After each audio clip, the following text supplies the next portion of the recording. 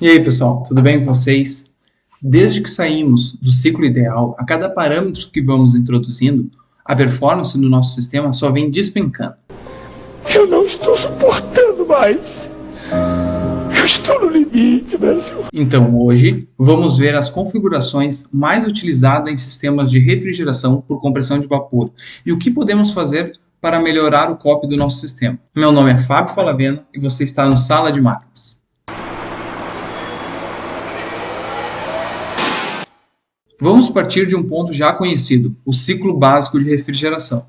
O ciclo básico de refrigeração é o que chamamos de sistema com expansão seca, porque todo o fluido refrigerante que sai do dispositivo de expansão passa pelo evaporador, a fase líquida e o flash gas. O evaporador é alimentado exatamente com a quantidade necessária de fluido para remover a carga térmica naquele instante. Isso acarreta que boa parte, na maioria das vezes a maior parte do evaporador, só tenha contato com fluido na forma gasosa. E como a troca de calor é muito mais eficiente quando você tem líquido em contato com a superfície trocando de fase, a expansão seca resulta em um evaporador maior do que o do próximo sistema que veremos, o sistema com expansão úmida. Aqui vamos introduzir o primeiro componente que não é um dos 4 básicos do sistema de refrigeração, o separador de líquido. Ainda vou fazer um vídeo exclusivo para falar sobre o separador de líquido,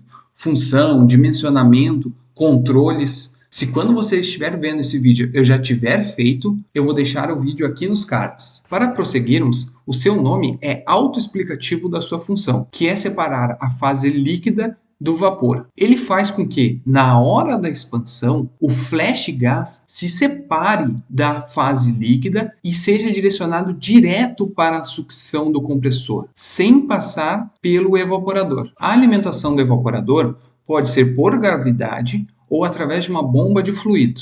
Circula pelo evaporador uma quantidade maior de fluido do que é necessária para absorver a carga térmica, para se ter sempre líquido em contato com a área de troca térmica. Isso faz com que também retorne líquido na tubulação que vai do evaporador de volta ao separador de líquido. Chamamos esse trecho de sucção úmida. Aí, o separador de líquido realiza novamente sua função, separando o vapor direto para a sucção do compressor e redirecionando o líquido ao evaporador, de forma que na tubulação que vai à sucção do compressor tenhamos só vapor saturado. Esse trecho chamamos de sucção seca. Não confunda um acumulador de sucção com um separador de líquido. Nessa configuração continuamos tendo expansão seca, pois o flash gas também passa pelo evaporador. E não devemos ter líquido retornando ao acumulador de sucção. Ele está ali só por segurança. Na representação do gráfico pressão-entalpia, a diferença é que o evaporador aproveita todo o range de mudança de fase do fluido refrigerante, pegando ele lá na linha de líquido saturado e devolvendo ao compressor ele lá na linha de vapor saturado. Isso já é um grande ganho para o sistema, pois na saída do separador de líquido temos praticamente vapor saturado e não superaquecido como vimos nos outros vídeos. Por isso que em sistemas de amônia o superaquecimento é praticamente zero. Vamos falar agora quando você tem a necessidade de 2 temperaturas de evaporação no mesmo ciclo. Você tem algumas opções. Você pode fazer o ciclo com um compressor apenas e incluir uma válvula reguladora de pressão na sucção de um dos evaporadores. Desta forma, o compressor opera na pressão de evaporação mais baixa do sistema e após o evaporador que necessita de uma temperatura de evaporação mais alta, a válvula reguladora de pressão gerará uma perda de carga localizada. Essa é a opção mais barata na aquisição do sistema, mas não é a mais econômica em relação ao consumo de energia, pois o compressor trabalha a pressão de evaporação mais baixa, mesmo não tendo a necessidade na remoção de parte da carga térmica. E lembram, eu disse no outro vídeo, quanto mais baixa a pressão de sucção, pior é o copy do sistema. Lógico, mantendo a mesma pressão de condensação. Olha o que acontece no gráfico de pressão-entalpia. O fluido refrigerante sai do condensador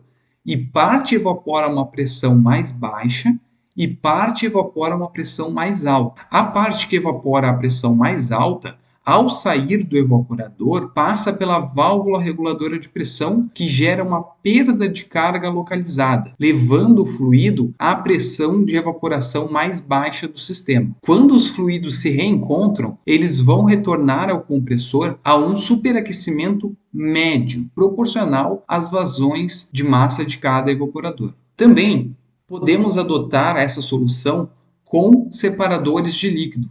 Nesta configuração, a válvula reguladora vai sempre instalada na tubulação de sucção seca do sistema.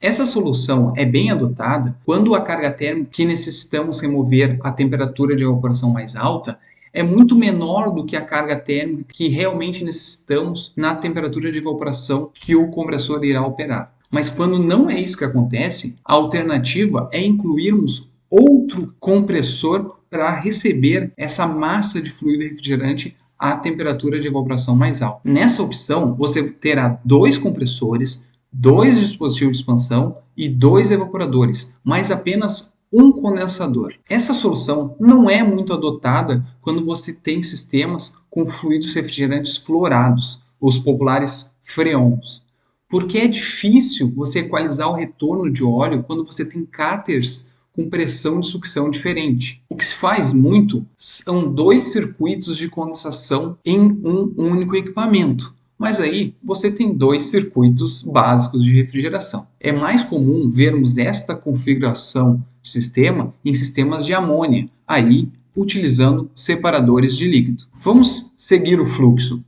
O compressor de alta e o compressor de baixa fazem um sistema parecido. O compressor de alta vai descarregar e o compressor de baixa também vai descarregar na mesma tubulação. E esses fluidos vão se encontrar na entrada do condensador. Na saída do condensador, parte do fluido vai expandir no separador de alta e parte do fluido vai expandir lá no separador de baixa. E o compressor de baixa irá succionar do separador de baixa e o compressor de alta succionar do separador de alta. No gráfico de pressão e entalpia, se nota a diferença entre os 2 sistemas. A energia necessária no compressor para comprimir desse ponto até a pressão de descarga é menor do que para comprimir deste ponto até a mesma pressão de descarga. Os fluxos de massa irão se encontrar na entrada do condensador a uma temperatura de descarga média, proporcional à vazão de cada sistema. Colocando o gráfico dos 2 tipos lado a lado, dá para ver que o sistema com 2 compressores é mais econômico do que o sistema com um compressor, pois a energia para realizar a compressão na temperatura mais alta é menor do que no sistema que necessita realizar todo o trabalho desde a pressão mais baixa.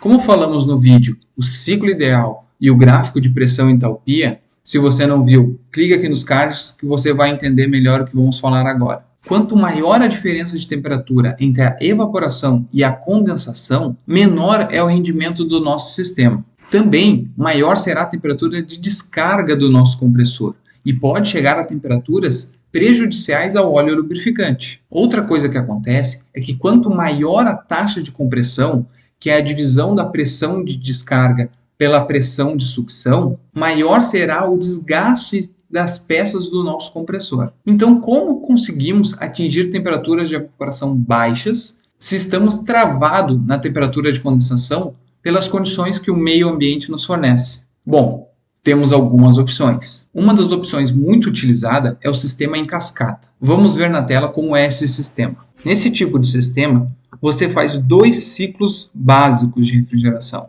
E o evaporador de um sistema é o condensador do outro. Os fluidos refrigerantes não se misturam. Por isso, precisamos que a temperatura de evaporação do sistema de alta seja ligeiramente mais baixa do que a temperatura de condensação do sistema de baixa, para que haja troca de calor no trocador. É comum vermos nesse tipo de sistema CO2 sendo utilizado no regime de baixa, e no regime de alta, sendo utilizado amônia, R134, R404 ou outro fluido fluorado. Aqui, vemos a representação desse sistema no gráfico de pressão e entalpia. São 2 ciclos básicos, o de alta em verde e o de baixa em azul. Como falei, a temperatura de evaporação do ciclo de alta tem que ser ligeiramente mais baixa que a temperatura de condensação do ciclo de baixa. A carga térmica do ciclo de alta é exatamente a carga de condensação do ciclo de baixa, que por sua vez é a carga de evaporação do ciclo de baixa mais a energia fornecida ao sistema pelo compressor. Outra opção é usar apenas um fluido refrigerante e dividir a compressão em etapas. O sistema mais comum é conhecido como booster. A diferença para o sistema cascata é que os fluidos se misturam dentro de um equipamento chamado resfriador intermediário. O resfriador intermediário é muito similar ao separador de líquido e muitas vezes pode fazer a dupla função, como resfriador intermediário e separador de líquido ao mesmo tempo. Então, nesse tipo de sistema, a temperatura de evaporação do ciclo de alta é igual à temperatura de condensação do ciclo de baixa. Então, vamos seguir o fluxo do sistema. O compressor do regime de alta descarrega em um condensador normal. Então, o líquido condensado vai a um dispositivo de expansão que expande o líquido para dentro do resfriador intermediário, que por sua vez faz a função similar ao separador de líquido.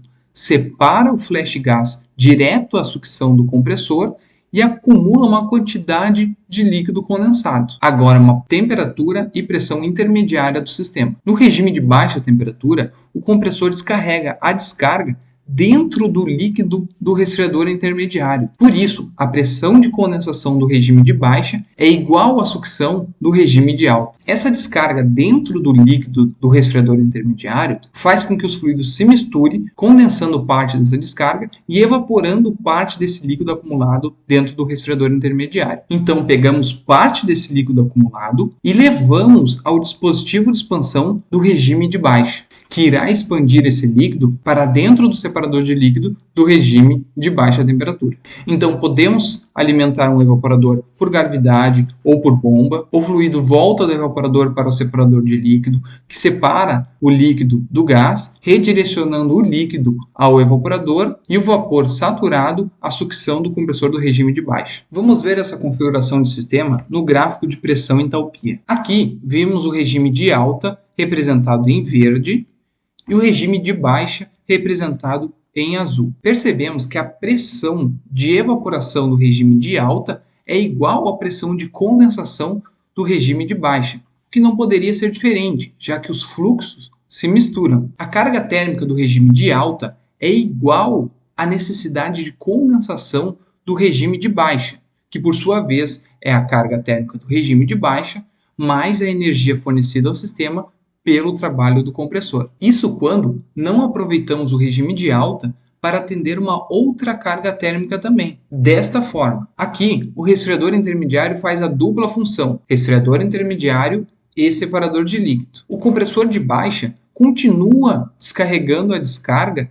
dentro do líquido do resfriador intermediário e pegamos parte desse líquido para expandir lá no separador do regime de baixa. Só que agora também aproveitamos esse líquido para enviar a um evaporador e dentro dele esse líquido evaporará a uma pressão intermediária.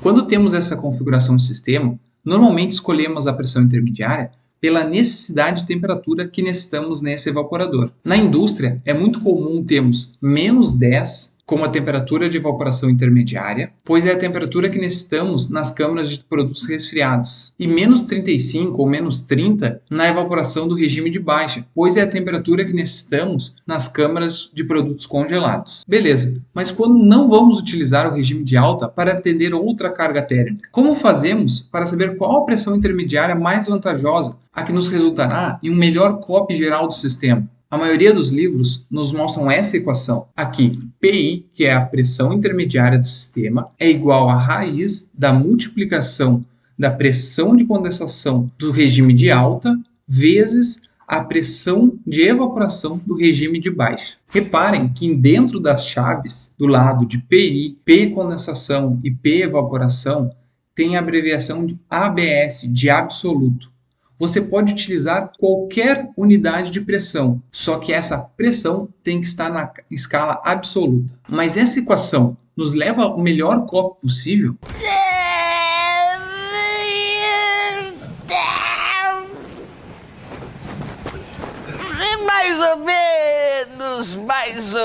mais ou menos. Nos aproxima muito bem, mas na verdade ela nos leva ao ponto onde a razão de compressão é igual nos dois compressores. Eu, particularmente, prefiro usar essa equação aqui, onde a temperatura intermediária de evaporação é igual à raiz da temperatura de condensação do regime de alta vezes a temperatura de evaporação do regime de baixa. Reparem que dentro das chaves tem a letra K, isso é de Kelvin. Você tem que utilizar a temperatura em Kelvin nessa equação. Ela sim vai te levar ao ponto onde o COP é igual nos dois compressores, o que será o COP máximo no sistema. Confesso que eu nunca vi essa equação escrita em nenhum lugar. Eu cheguei a ela igualando os COPs de um sistema de refrigeração de Carnot. Se alguém já viu essa equação em algum livro, por favor, deixa aí nos comentários, pois eu gostaria muito de utilizar isso como referência bibliográfica, beleza? Continuando.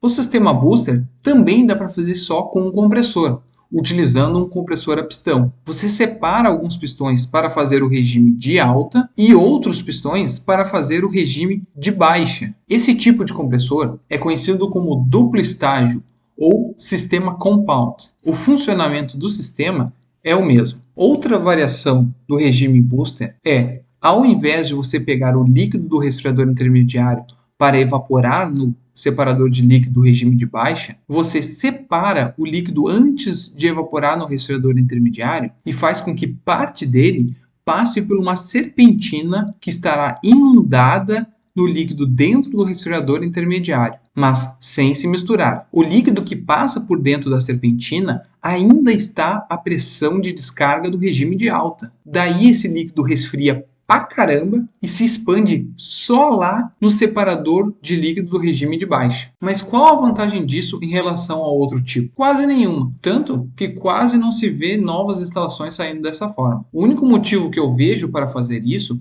é se você precisa levar o líquido para um separador de líquido do regime de baixa que está muito distante. E a diferença de pressão entre o regime intermediário e o regime de baixa não é o suficiente para fazer isso. Se você conhece outro motivo por que o pessoal de antigamente fazia sistemas assim, deixa aí no comentário para compartilhar com todo mundo. A desvantagem fica clara no gráfico de pressão e entalpia. O líquido que vai expandir no regime de baixa tem um grande subresfriamento, mas ele nunca vai chegar à temperatura do regime intermediário. Vai ficar a uma temperatura bem mais alta, na verdade. Então, um COP de um sistema desses será pior do que um COP de um sistema booster que mistura os fluxos no resfriador intermediário. Por último, vamos ver o sistema com o Economizer. Esse sistema só é aplicado com compressores parafuso. Essa solução é aplicada para melhorar o COP do sistema, onde o compressor faz a compressão direto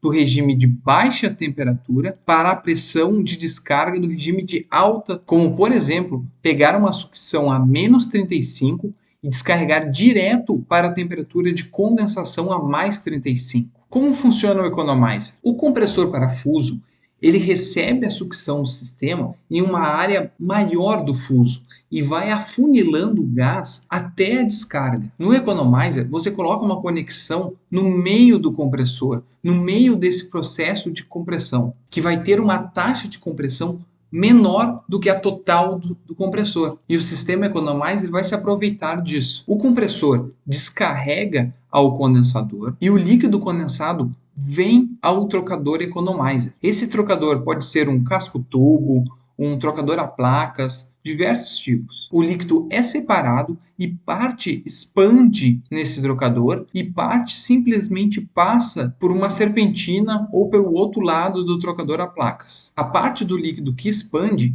irá subresfriar a parte do líquido que seguirá para o separador de líquido. Daí, a sucção do Economizer vai para uma porta no meio do fuso do compressor. O líquido que foi subresfriado, depois que sai do Economizer, segue um caminho já conhecido. Passa pelo dispositivo de expansão, separador de líquido, fica circulando no evaporador, o vapor saturado sai do separador de líquido e vai para a entrada do compressor. E essa massa vai passar por todo o fuso do compressor. Vamos ver o gráfico pH dessa configuração. A representação dele é similar ao sistema básico de refrigeração. A diferença é que essa injeção no meio do processo de compressor é utilizada para gerar um baita subresfriamento, o que melhora consideravelmente o COP do sistema. Outra coisa que dá para ver aqui no gráfico é onde vai parar a temperatura de descarga do compressor. Aí você pensa, mas Fábio, você não disse que a pressão de descarga não pode ser muito alta? E aí, sem considerar o superaquecimento e eficiência isentrópica igual a 1, já está em quase 180 graus? Sim,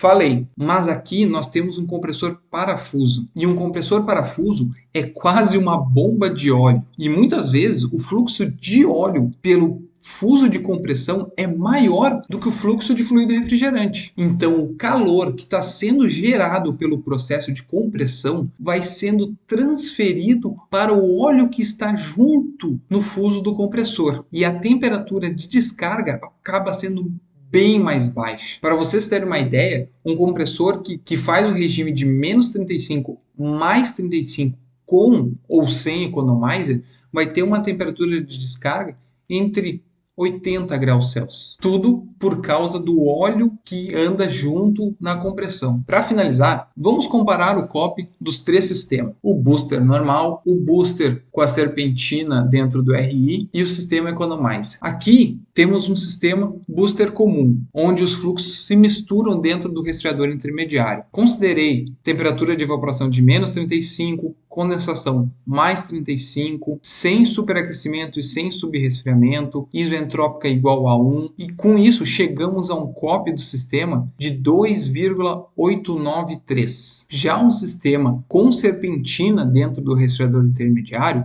onde os fluxos não se misturam, o COP caiu um pouco, foi para 2,778. E olha que aqui eu estou sendo generoso, estou pegando que o líquido que condensou a 35 baixou para 15 dentro da serpentina do resfriador intermediário. Já o COP de um sistema com compressor Economizer cai ainda mais, para 2,455. De qualquer forma, todos serão maior do que se tu pegasse menos 35 direto por mais 35, sem fazer booster ou sem fazer Economizer. Agora, só vamos comparar aquelas duas equações que eu falei. Aqui, eu coloquei aquela temperatura intermediária de acordo com a equação das pressões, o que resultou numa temperatura intermediária de menos 5,1. O COP está 2,893. Se você ir pela equação das temperaturas que eu mostrei, a temperatura intermediária vai ser menos 2,3. E o COP subiu uma coisa ridícula aqui para 2,896 em vez de 2,893.